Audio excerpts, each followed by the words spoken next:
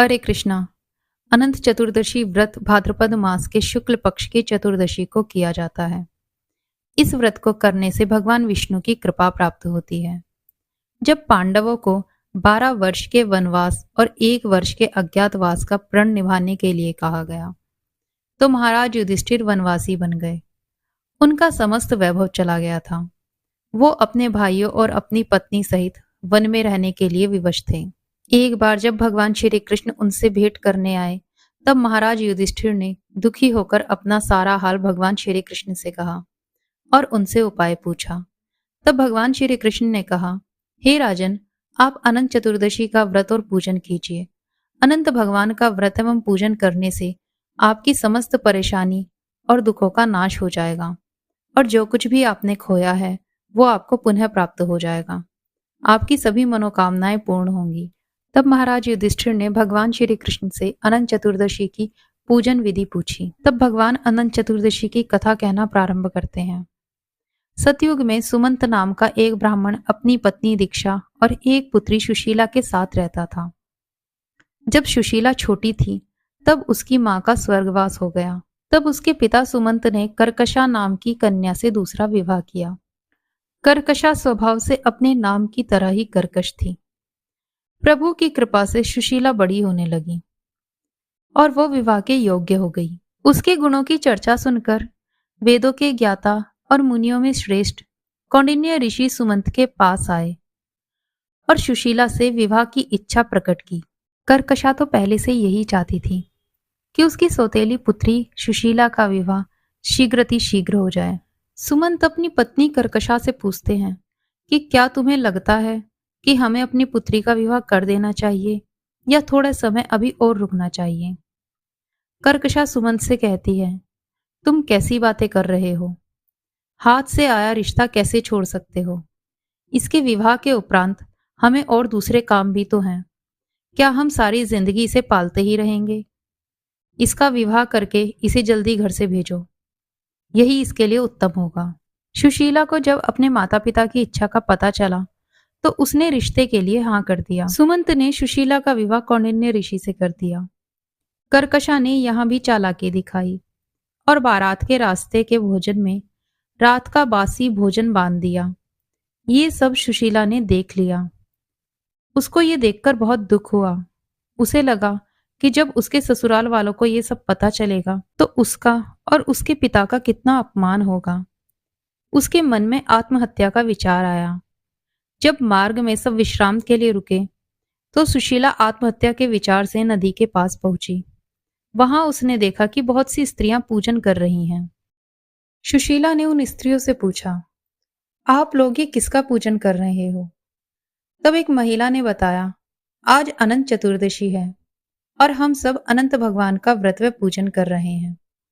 इसके करने से मनुष्य की सभी मनोकामनाएं पूर्ण होती हैं।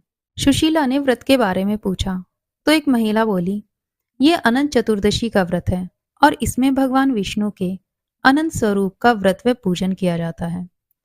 पूजन के बाद 14 गांठों वाले धागे को बांधते हैं। इस सूत्र को बांधते समय अनंत भगवान से अपनी मनोकामना कहते हैं।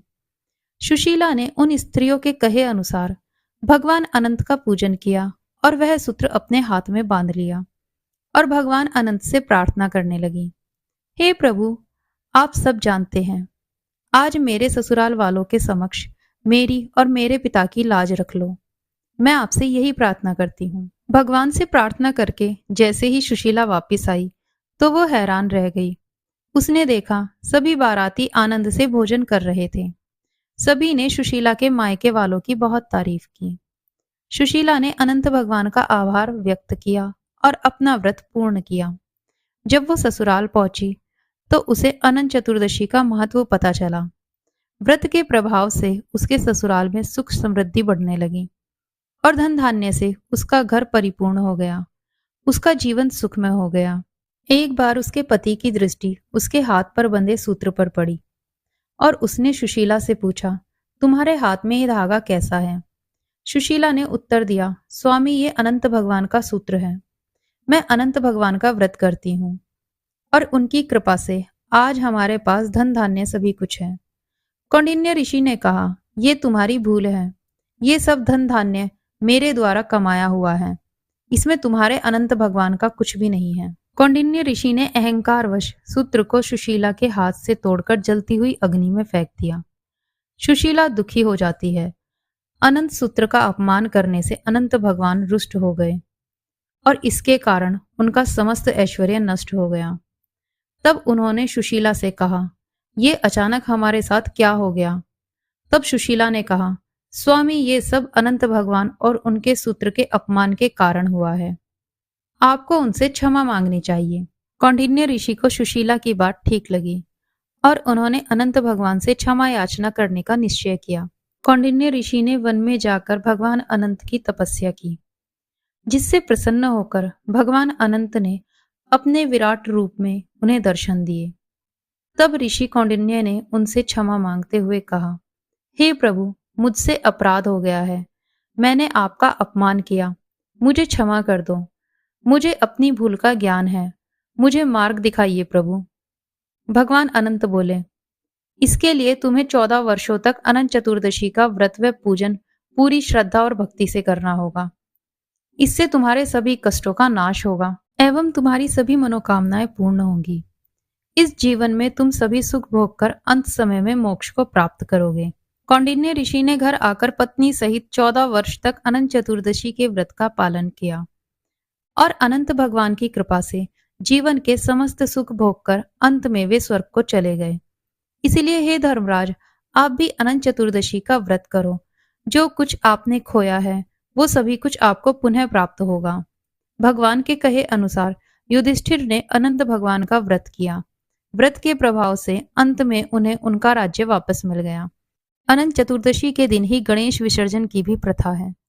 भक्त 10 दिन तक घर में गणेश उत्सव मनाते हैं। भगवान गणेश की प्रतिमा को घर लाते हैं और विसर्जन के दिन यानी अनंत चतुर्दशी के दिन विसर्जन करते हैं तथा भगवान गणेश का आशीर्वाद प्राप्त करते हैं।